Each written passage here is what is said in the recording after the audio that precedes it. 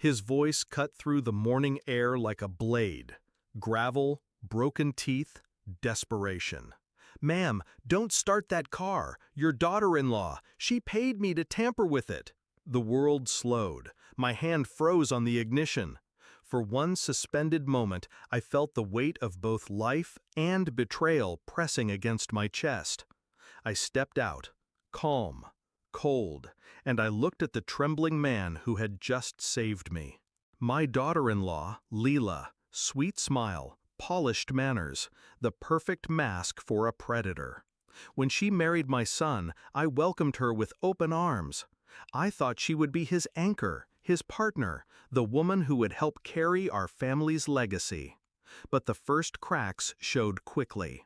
The sudden shopping sprees, the lies about business trips, the way my son grew thinner while she grew hungrier. Then came the whispers about my husband's inheritance, the fortune he built with blood and sleepless nights, the money I swore to guard with my life. And now, her mask had slipped entirely. The homeless man told me everything. She approached him weeks ago, offered him cash to do a job. "Mess with the brakes," she said. "Just make it look like an accident." He was desperate. He agreed. But guilt rotted him. He couldn't go through with it. So instead, he waited. For me. I gave him money. Enough for food, shelter, dignity. Then I walked away with a new kind of fire in my veins. I wasn't shaken. I wasn't scared. I was steady, focused. Her betrayal was no longer a suspicion. It was truth. And truth is a weapon sharper than any knife. I didn't scream at her.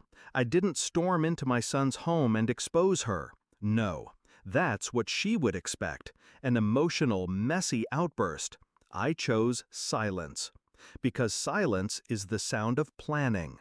I gathered documents, bank statements, her forged signatures, the little trails of greed she thought I wouldn't notice. Piece by piece, I built my case. Not for the police, not for lawyers, for the inheritance meeting, the one place she believed she had already won. The day arrived.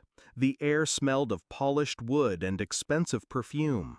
The boardroom was filled with lawyers, trustees, and family, all seated around the long table like vultures waiting for the carcass. And there she was, draped in silk, dripping with jewelry she hadn't paid for. Leela, my son's wife, my husband's would-be usurper. She smiled when she saw the empty chair reserved for me. She thought I was dead. But then, the doors opened, and I walked in. Her face cracked, the color drained from her cheeks, her lips trembled, and then she fainted. Gasps rippled through the room. People rushed to her side, famming her, calling her name.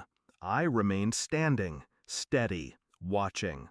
When she stirred awake, her eyes met mine, wild, terrified. "You," she whispered, shaking. "Yes," I said softly, "me." I placed a folder on the table. Documents slid across polished mahogany. Receipts, transfers, her forged attempts to access accounts that weren't hers. And then, the testimony.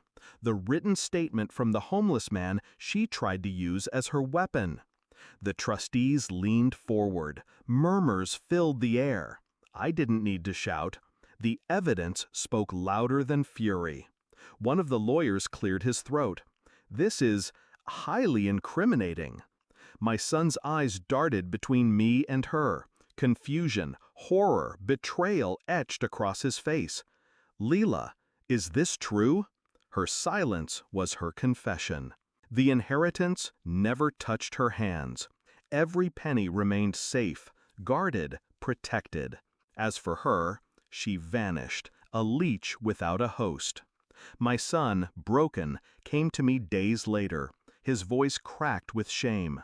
"Mom, I didn't know. I swear I didn't." I stopped him. "I know, but you must live with what you chose not to see." He wept. I didn't, because I had already buried my grief the moment I stepped out of that car. That day, I understood. Love blinded me, but betrayal sharpened my vision.